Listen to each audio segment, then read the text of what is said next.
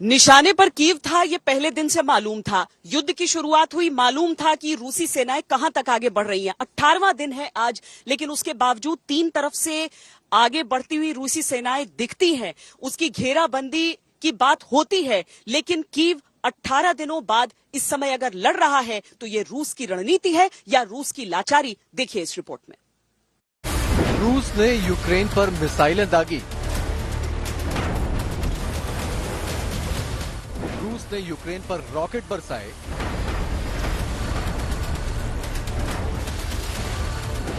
रूस ने यूक्रेन में टैंक उतार दिए। रूस ने यूक्रेन में कमांडो भेज दिए। रूस ने यूक्रेन को राख का ढेर बना दिया। इतने सब के बावजूद रूस वो नहीं कर पाया जो करने उसकी फौज यूक्रेन में दाखिल हुई थी।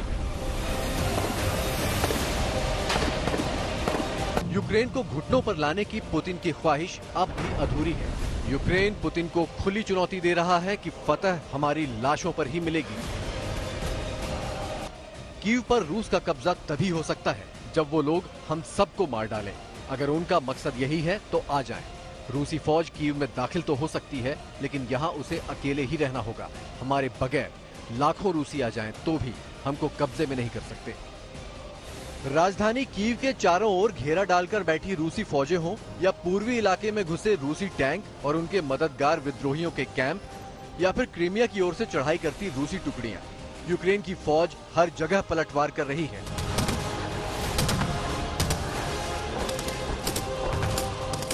मोर्चे पर डटी हुई है।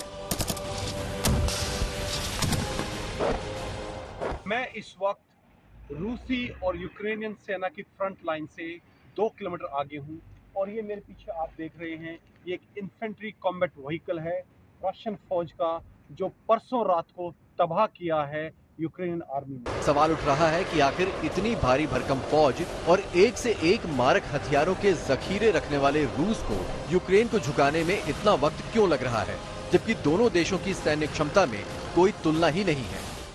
रूस के पास 9 लाख से ज्यादा फौजी हैं, जबकि यूक्रेन के पास महज 2 लाख के करीब। रूसी फौज में 15,857 टैंक और भारी हथियार हैं, जबकि यूक्रेन के पास सिर्फ 3,309। रूस के पास 1,391 लड़ाकू विमान हैं, जबकि यूक्रेन के पास सिर्फ 132। रूसी फौज में 948 हेलीकॉप्टर हैं और यूक्रेन के पास सिर्फ 55। रूस के पास 49 पनडुब्बियां हैं, यूक्रेन के पास एक भी नहीं है। रूस का रक्षा बजट 45 अरब डॉलर से भी ज्यादा का है, जबकि यूक्रेन का रक्षा बजट 4.5 अरब डॉलर के आसपास है। रूस शुरू से अभी तक यही दावा करता रहा है कि यूक्रेन में उसका निशाना सिर्फ सैन्य ठिकाने हैं। उसकी सेनाएं आम लोगों को निशाना नहीं बना रही, क्योंकि वो यूक्रेनी नागरिकों को अपने खिलाफ नहीं मानते। हालांकि यूक्रेन की जमीनी हकीकत रूस के दावों से एकदम उलट दिखती है। यूक्रेन के तमाम शहरों से आ रही तस्वीरों में साफ दिख रहा है कि रिहायशी बस्तियां, बाजार और अपार्टमेंट को निशाना बनाया जा रहा है। रूसी हमलों के खौफ से यूक्रेन के लोग अपना घर बार छोड़कर या तो देश के बाहर जा रहे हैं या बंकरों में छिपने को मजबूर हैं।